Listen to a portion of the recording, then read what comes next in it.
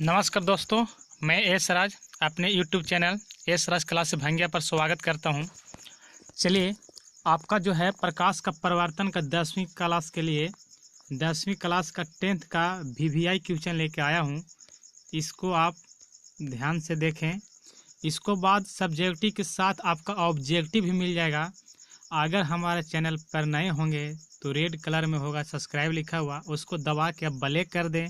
अब बगल में घंटी आएगा, उसको नोटिफिकेशन ऑल रखें ताकि आपको एक भी वीडियो छूटे नहीं। चलिए, प्रकाश का परिवर्तन का सब्जेक्टिव क्वेश्चन से लेके आते हैं।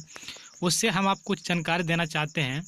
जैसे प्रकाश क्या, तो जिसकी सहायता से हम किसी वस्तु को देखते हैं। कोई भी वस्तु है जिसकी सहायता से किसी वस्तु को आप देखते हैं ना, उसी को आप क्या कहते हैं? प्रकाश। अब चलते हैं, प्रकाश क्या है।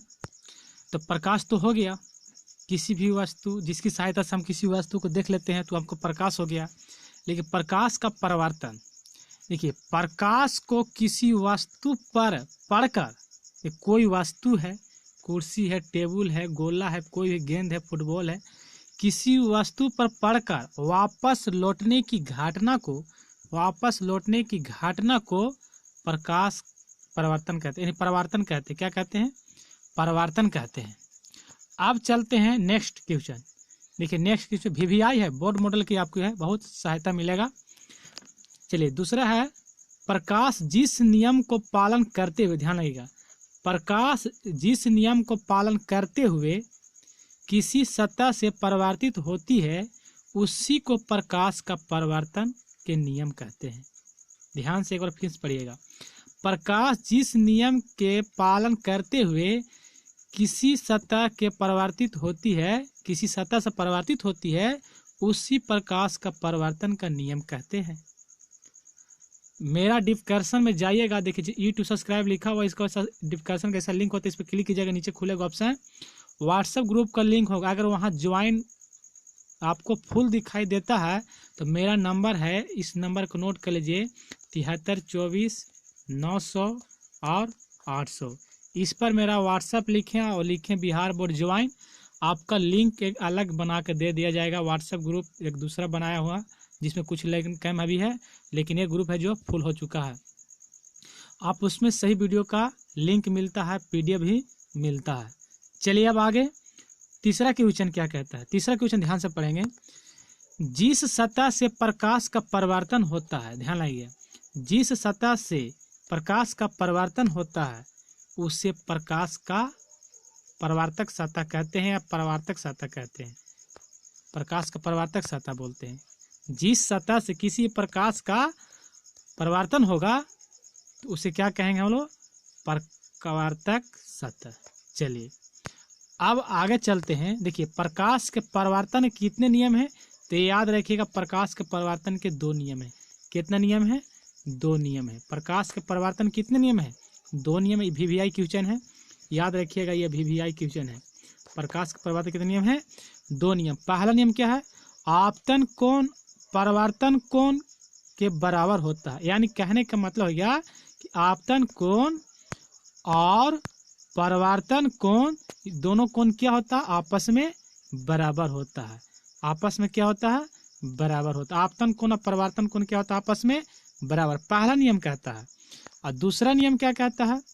आपतित किरण, परावर्तित किरण तथा आपतन बिंदु पर खींचा गया लंब तीनों एक ही समतल में होते हैं। तीनों एक ही समतल में होते हैं। कहने का मतलब हो गया कि आपतित किरण, परावर्तित किरण, आपतित किरण, परावर्तित किरण तथा आपतन कोण के बिंदु पर खींचा गया लंब तीनों एक ही समतल में होते हैं। तीनों क्या होते हैं? एक ही समतल में होते हैं। प्रकाश के परिवर्तन कितने नियम हैं? 2 नियम हैं। ये दोनों नियम याद कर लीजिएगा, ये आपको नोट कर लीजिएगा। बीच में अगर चाहिए तो इसका स्क्रीनशॉट ले लीजिएगा। वीवीआई क्वेश्चन है, वेरी वेरी इंपॉर्टेंट। आप इसको नोट कर लें, स्क्रीनशॉट ले लें। अब आगे चलते हैं। चलिए, चौथा क्वेश्चन जो आपको है, प्रतिबिंब किसे कहते हैं? प्रतिबिंब की परिभाषा, इमेज। देखिए, प्रतिबिंब किसी बिंदु से आती प्रकाश के किरणें, किसी बिंदु से आ रहा है, आती प्रकाश की किरणें परावर्तन के बाद, ध्यान लगिए, परावर्तन के बाद जिस बिंदु पर मिलती या मिलती हुई प्रतीत होता है, मिलती है या मिलती हुई प्रतीत होता है, उस बिंदु को हम लोग प्रतिबिंब कहते हैं, प्रतिबिंब कहलाता है। याद रखिए, एक बार फिर पढ़िए। किसी बिंदु से आती हुई प्रकाश की किरणें, किसी बिंदु से आती हुई प्रकाश के किरणें, ठीक ना, प्रकाश की किरणें परावर्तन के बाद जिस बिंदु पर मिलती हुई प्रतीत होती है, उस बिंदु को क्या कहते हैं? प्रतिबिंब कहते हैं। क्या कहते हैं? प्रतिबिंब कहते हैं। प्रतिबिंब जो होता है आपको दो प्रकार का होता है। प्रतिबिंब कितने प्रकार का होता है? दो प्रकार, याद रखिएगा। प्रतिबिंब कितने प्रकार के होते हैं? दो प्रकार के। एक वास्तविक प्रतिबिंब, दूसरा काल्पनिक प्रतिबिंब। इसको हम लोग आभासी प्रतिबिंब बोलते हैं, काल्पनिक को हम लोग आभासी भी बोलते हैं। चलिए, वास्तविक प्रतिबिंब किसे कहते हैं? देखिए, वास्तविक प्रतिबिंब किसी बीम से आ रही प्रकाश की किरणें परावर्तन के बाद जिस बिंदु पर, ध्यान से पढ़िएगा अगर नहीं आपको दिखाई दे रहा होगा तो, किसी बीम से आती हुई प्रकाश की किरणें परावर्तन के बाद जिस बिंदु पर वास्तविक मिलती है, यानी हकीकत है ना, हकीकत वास्तव में मिलती है, उससे हम लोग वास्तविक प्रतिबिंब कहते हैं। क्या कहते हैं? वास्तविक प्रतिबिंब करते हैं। अगर वीडियो लगा है तो आप लाइक करें, और ये सरच क्लासेस भयंकर चैनल को आप सब्सक्राइब करें और अपने दोस्तों का पास शेयर करें, ताकि हर दोस्त आपका सीखे। चलिए, काल्पनिक प्रतिबिंब, दूसरा जो परिभाषा है हमको है काल्पनिक प्रतिबिंब। तो काल्पनिक प्रतिबिंब किसी बिंदु से आ रही प्रकाश किरणें, परिभाषा सही बोलना है, किसी बिंदु से आ रही प्रकाश किरणें परावर्तन के बाद जिस बिंदु पर, देखिए, जिस बिंदु पर मिलती हुई प्रतीत होती है या काटती हुई प्रतीत होती है, मतलब मिलती हुई प्रतीत होगा या काटती हुई प्रतीत होती है, उसी को हम लोग काल्पनिक प्रतिबिंब बोलते हैं, या हम लोग आभासी प्रतिबिंब बोलते हैं। उसमें वास्तव में मिलता है, इसमें वास्तव में नहीं मिलता है, मिलती हुई प्रतीत होती है। चलिए, अब है काल्पनिक प्रतिबिंब, और ये भी क्वेश्चन आपको वेरी वेरी इंपॉर्टेंट है ना। वास्तविक प्रतिबिंब और काल्पनिक प्रतिबिंब, चाहे काल्पनिक प्रतिबिंब और वास्तविक प्रतिबिंब में अंतर, देखिए दोनों में अंतर, दोनों का परिभाषा बोल दीजिएगा। वास्तविक प्रतिबिंब वास्तविक कटान से बनता है, हकीकत कटान पर, जबकि, देखिए, जबकि यहाँ बोल दीजिए, परंतु बोल दीजिए, किंतु बोल दीजिएगा, आपका अर्थ निकल जाएगा दोनों का। जबकि काल्पनिक प्रतिबिंब काटती हुई मालूम होता है या प्रतीत होता है, वास्तव में नहीं। दूसरा आंसर क्या है? अंतर आप इस तरह से कॉलम बना के लिखिएगा तो बहुत अच्छा होगा। हम इस तरह के लिख दिए, आप कॉलम बना लीजिएगा, पॉइंट बना के, एक तरफ वास्तविक एक तरफ काल्पनिक, बहुत अच्छा रहेगा। चलिए, दूसरा लिखे कि वास्तविक प्रतिबिंब को पर्दे पर प्राप्त किया जा सकता है। प्रोजेक्टर जो काम करते हैं ना, वास्तविक प्रतिबिंब को आप क्या कीजिएगा, पर्दा लगा दीजिएगा, और इन्हें से अगर आप इस तरह से फोर्स मारने का अगर निकालिएगा तो पर्दे प्राप्त किया जा सकता है, लेकिन काल्पनिक प्रतिबिंब को पर्दा पर प्राप्त नहीं किया जा सकता है। दूसरा अंतर हो गया। तीसरा अंतर क्या कहता है? देखिए, तीसरा अंतर कहता है कि वास्तविक प्रतिबिंब का अपेक्षा हमेशा उल्टा बनता है। वास्तविक प्रतिबिंब का अपेक्षा वास्तु जो होता है ना, उल्टा बनता है। अगर इस तरह का रखिएगा तो प्रतिबिंब जो बनेगा क्या बनेगा? उल्टा बनेगा। अगर ए और बी रहेगा तो इसमें बी और ए दिखाई देगा। जबकि काल्पनिक प्रतिबिंब की अपेक्षा हमेशा सीधा बनता है, जैसा रहेगा वैसा सीधा बनेगा। चलिए, 3 अंतर हो गया, इसको आप नोट कर लीजिएगा, स्क्रीनशॉट ले लीजिएगा। चलिए, अब छठा क्वेश्चन क्या कहते हैं? अवतल दर्पण के 2 उपयोग लिखे। देखिए, अवतल दर्पण के 2 उपयोग लिखना है। देखिए, अवतल दर्पण का 2 उपयोग। अवतल दर्पण का उपयोग हमजाती यानी दाढ़ी, हजामती बोलिए, या दाढ़ी बनाने में किया जाता है। ये भी याद रखिएगा, ऑब्जेक्टिव क्वेश्चन आपसे बनता है, ये भी VVI है। दाढ़ी बनाने में कौन सा लेंस प्रयोग किया, कौन सा दर्पण प्रयोग किया जाता है? तो अवतल दर्पण। या हजामती दाढ़ी बनाने में कौन सा दर्पण प्रयोग किया जाता है? तो अवतल दर्पण। चेहरा देखने के लिए कौन सा दर्पण प्रयोग किया जाता है? तो अवतल दर्पण। इस तरह के भी पूछ सकता है आपका, किसी प्रकार से घुमा के, आप इसको नोट कर लीजिएगा। डॉक्टर द्वारा रोगी को नाक, कान, गला आदि के जांच करने भी किया जाता है। डॉक्टर जो होता है ना, जो नाक में देखना है, कान में देखना है, गला में देखना है, तो उसका उपयोग भी हजामती दाढ़ी अवतल दर्पण का उपयोग किया जाता है। इस 2 तरह का उपयोग है, आप इसमें से किसी तरह से आप नोट कर लीजिएगा, हजामती बनाने के रूप में या फेस देखने के, दाढ़ी बनाने के, इस तरह से एक कान नाक आँख देखने के लिए भी किया जाता है। अब चलते हैं अवतल दर्पण का उपयोग, ध्यान लगेगा।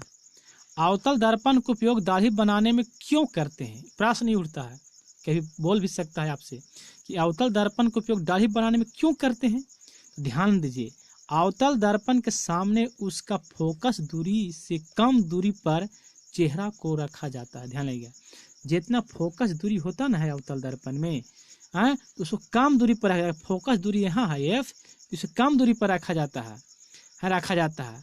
तो दाढ़ी जो है छोटी छोटी रहता है ना, वह बड़े बड़े दिखाई पड़ती है, जिसके दाढ़ी कटने का भय नहीं रहता है, इसलिए इसका उपयोग दाढ़ी बनाने में किया जाता है। यानी आपको चेहरा में दाढ़ी मूंछ जो भी होगा छोटा छोटा दिखाई देगा, लेकिन दर्पण हमको बड़ा बड़ा दिखाई देता है, जिससे छूटने का संभावना और कटने की संभावना नहीं रहती है। अब आते अवतल दर्पण हो गया, तो उत्तल दर्पण को भी देख लेते हैं। देखिए उत्तल दर्पण क्या कहता है, तो उत्तल दर्पण, ध्यान लगे 1 मिनट, उत्तल दर्पण यहाँ से 8वां क्वेश्चन हो गया। उत्तल दर्पण का उपयोग गाड़ी के साइड मिरर में किया जाता है। यानी क्वेश्चन देखो ऊपर रेड कलम लिखा हुआ ना, ये क्वेश्चन हो गया। उत्तल दर्पण के 2 उपयोग लिखना है। जैसे अवतल दर्पण के 2 उपयोग लिखे, उसको दाढ़ी बनाने में क्यों किया जाता है, तो अब इसको है उत्तल दर्पण के 2 उपयोग लिखना है। देखिए पहला इसको लिखिएगा, उत्तल दर्पण का उपयोग साइड मिरर के रूप में किया जाता है। गाड़ी में होता ना है, साइड मिरर के रूप में लगाया जाता है उत्तल दर्पण को। दूसरा हो गया, गलियों में रोशनी के लिए किया जाता है। रोशनी है, गली में प्रकाश लाइट देना है, तो वहाँ भी किया जाता है। अब आता है 9 क्वेश्चन। 9वां क्या कहता है, उत्तल दर्पण का उपयोग गाड़ी के साइड मिरर में क्यों किया जाता है। प्रश्न होता है, जब गाड़ी होता है ना, तो गाड़ी अगर है तो गाड़ी जो है तो गाड़ी के साइड मिरर के रूप में क्यों करते हैं, से बात आ रहा है प्रश्न। तो क्यों किया जाता है साइड मिरर के रूप में, तो अब इसको हम लोग समझिए। चलिए, उत्तल दर्पण द्वारा बना प्रतिबिंब हमेशा सीधा होता है तथा इसके दृष्टि क्षेत्र विस्तृत होता है।